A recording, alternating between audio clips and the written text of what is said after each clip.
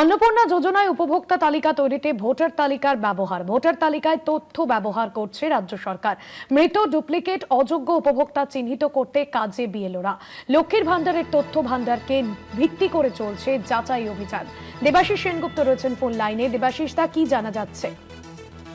দেখো, এখনো পর্যন্ত নবান্ন সূত্রে খবর পাওয়া যাচ্ছে যে অন্নপূর্ণা যোজনার উপভোক্তা তালিকা তৈরিতে বা সরাসরি ব্যবহার করা হচ্ছে ভোটার তালিকা সংশোধনের তথ্য ভান্ডার। আর সেই প্রক্রিয়াকে ব্যাপকভাবে কাজে লাগানো হতে পারে বুথ লেভেল অফিসারদের অর্থাৎ বিএলও। রাজ্যের মুখ্য সচিবের দপ্তর থেকে জারি হওয়া নির্দেশিকা ঘিরে শুরু হয়েছে ইতিমধ্যেই রাজনৈতিক বিতর্ক। গত 19শে মে মুখ্য সচিবের নেতৃত্বে হওয়া উচ্চ পর্যায়ের এক বৈঠকের কার্যবিবরণীতে জানানো হয়েছে যে লক্ষ্মীর ভান্ডার প্রকল্পের বর্তমান উপভোক্তাদের তথ্য ভান্ডারকে ভিত্তি করে অন্নপূর্ণা ভান্ডারের প্রকল্পের কাজ এগাবে। আর তার আগে বৃহৎ আকারে তথ্য যাচাই ও পরিশোধনের অভিযান চালানো হবে। উদ্দেশ্য অযোগ্য, মৃত, ডুপ্লিকেট, স্থানান্তরিত বা অন্য কোনোভাবে অযোগ্য উপভোক্তাদের তালিকা থেকে বাদ দেওয়া। নথিতে স্পষ্ট বলা হয়েছে যে বিশেষ নিবিড় সংশোধনী প্রক্রিয়া চলাকালীন তৈরি হওয়া বিভিন্ন তথ্য ভান্ডার এই যাচাইয়ের ব্যবহার করা হবে। তার মধ্যে রয়েছে খসড়া তালিকায় উঠে আসা প্রায় 58 লক্ষ এএসডিডি তথ্য, শুনানির পরে বাতিল হওয়া প্রায় 6 লক্ষ আনম্যাপড মামলার তথ্য এবং ভোটার ইনফরমেশন স্লিপ বা ভিআইএস বিতরণ তথ্য সংক্রান্ত তথ্য। প্রশাসনের বক্তব্য, এই তথ্য ভান্ডার ব্যবহার করে উপভোক্তাদের তথ্য ক্রস ভেরিফিকেশন করা হবে। তো বলা হয়েছে যে প্রয়োজন অনুযায়ী ব্লক উন্নয়ন দপ্তরের কর্মী এবং অন্যান্য ক্ষেত্রস্তরের আধিকারিকদের সঙ্গে সমন্বয় রেখে বিএলওদের এই কাজে ব্যাপকভাবে ব্যবহার করা যেতে পারে।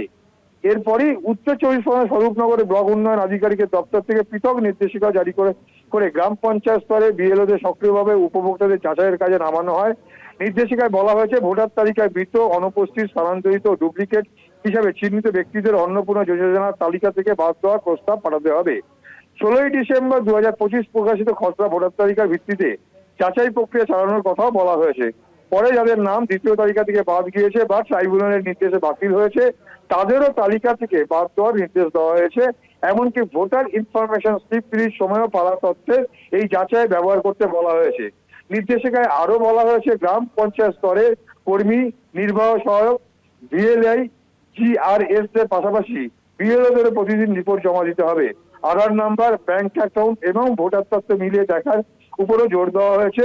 কোনো ভুল বা অসঙ্গতি ধরা পড়লে সংশোধন রিপোর্ট পাঠাতে বলা হয়েছে। মুখ্য সচিবের দপ্তরের নির্দেশ অনুযায়ী নারী ও শিশু কল্যাণ এবং সমাজ কল্যাণ দপ্তর একটি বিশেষ অনলাইন পোর্টাল তৈরি করবে যেখানে উপভোক্তাদের তথ্য যাচাই, সংশোধন এবং তথ্য ভান্ডার পরিশোধনের কাজ চলবে। প্রতিদিন জেলার অগ্রগতির রিপোর্ট মুখ্য সচিবের কাছে পাঠানোর নির্দেশ দেওয়া হয়েছে এবং গোটা প্রক্রিয়া 25শে মের মধ্যে শেষ করতে বলা হয়েছে, কারণ 1 জুন থেকেই অন্নপূর্ণা যোজনা চালুর লক্ষ্যমাত্রা নেওয়া হয়েছে। আর এই নির্দেশিকা ঘিরেও কিন্তু ব্যাপক অসন্তোষ শুরু হয়েছে বিএলওদের মধ্যে। তাদের নিজেদের যে দপ্তর, তাদের যে নিজেদের কাজ, সেই কাজ তারা করতে পারছে না, এই মর্মেও কিন্তু তারা ইতিমধ্যে জানিয়েছে বলে খবর পাওয়া যাচ্ছে। ধন্যবাদ দেবাশিস।